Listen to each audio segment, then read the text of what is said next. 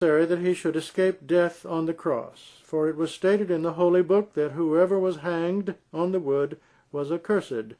It is a cruel and an unjust blasphemy to attribute a curse to an eminent person like Jesus, the Messiah. For, according to the agreed view of all who know the language, la'nat, or curse, has reference to the state of one's heart. A man would be said to be accursed when his heart, having been estranged from God, becomes really dark. When deprived of divine mercy and of divine love, devoid absolutely of his knowledge, blinded like the devil, he becomes filled with the poison of unbelief. When there remains not a ray of divine love and knowledge in him, when the bond of loyalty is broken, and between him and God there arises hatred and contempt, and spite and hostility, so much so that God and he become mutual enemies, and when God becomes weary of him, and he becomes weary of God. In short, when he becomes an heir to all the attributes of the devil, and that is why the devil himself is called accursed. Footnote, see the lexicons Lisan ul Arab, Sikha, Juachar, Kamus, Mukhit, Tajul Arus, etc. It is clear that the significance of the word mal'un, namely accursed or accursed, is so foul that it can never apply to any righteous person who entertains love of God in his heart. Alas, Christians did not ponder over the significance of a curse when they invented this belief, else it were impossible for them to have used such a bad word for a righteous man like Jesus. Can we say that Jesus' heart was ever really estranged from God, that he had denied God, that he hated him and had become his enemy? Can we ever think that Jesus had ever felt in his heart that he was estranged from God, that he was an enemy of God, and that he was immersed in the darkness of unbelief and denial? If then Jesus had never been in such a state of mind, that his heart was always full of love and the light of divine knowledge, is it for you, wise people, to ponder whether we can ever say that not one but thousands of curses from God had descended upon the heart of Jesus with all their evil significance? Never. Then how can we say that he was, God forbid, accursed? It is a pity that once a man has given utterance to something, when he has taken his stand upon a particular belief, he is not inclined to give up that belief, however much the absurdity thereof be exposed.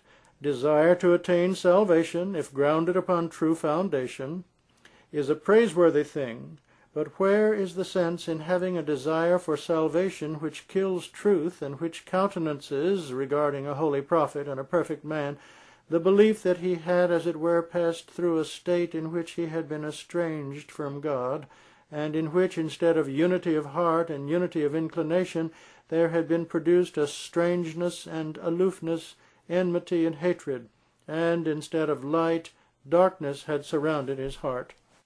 Let it also be noted that this not only detracts from the prophethood and apostleship of Jesus, on whom be the peace of God, but it is also derogatory to his claim to spiritual eminence, holiness, love, and knowledge of God, to which he has repeatedly given expression in the Gospels. Just look through the Bible. Therein Jesus clearly claims that he is the light of the world, that he is the guide, and that he stands in a relation of great love toward God, that he has been honored by a clean birth, and that he is the loved Son of God. How then, in spite of these pure and holy relations, can a curse, with all its significance, be attributed to Jesus? No, never. Therefore, there is no doubt that Jesus was not crucified, that is, he did not die on the cross, for his personality did not deserve the underlying consequence of death on the cross. Not having been crucified, he was spared the impure implications of a curse. And no doubt it also proves that he did not go to heaven, for going to heaven formed part of this whole scheme, and was a consequence of the idea of his having been crucified. Therefore, when it is proved that he was neither accursed, nor did he go to hell for 3 days, nor did he suffer death, the other part of the scheme, namely, that he went to heaven, is proved to be wrong. On this point the Bible has more evidence, which I proceed to state below. This is the statement of Jesus. Quote, "But after I am risen again, I will go before you unto Galilee." Matthew chapter 26, verse 32. This verse clearly shows that Jesus, after he had come out of the tomb, went to Galilee and not to heaven. Jesus' words, "after I am risen," do not mean his rising up alive after he was dead. Rather, as in the eyes of the Jews and the common people he had died on the cross, he used words beforehand consistent with what they were to think of him in the future.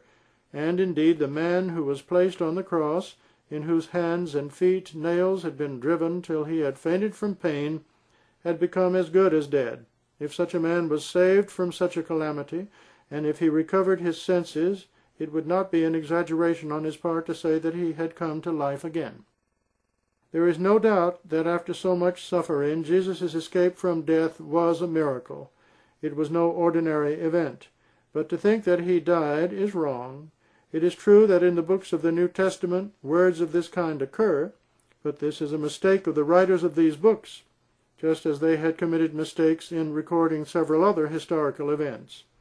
Commentators who have made researches into these books admit that the books of the New Testament have two parts. One, the spiritual instruction received by the disciples from Jesus, peace be on him, which is the essence of the teachings of the gospel. Two, historical events like the genealogy of Jesus, his arrest and his being beaten, the existence in his time of a miraculous pond, etc. These the writers recorded by themselves. They were not revealed.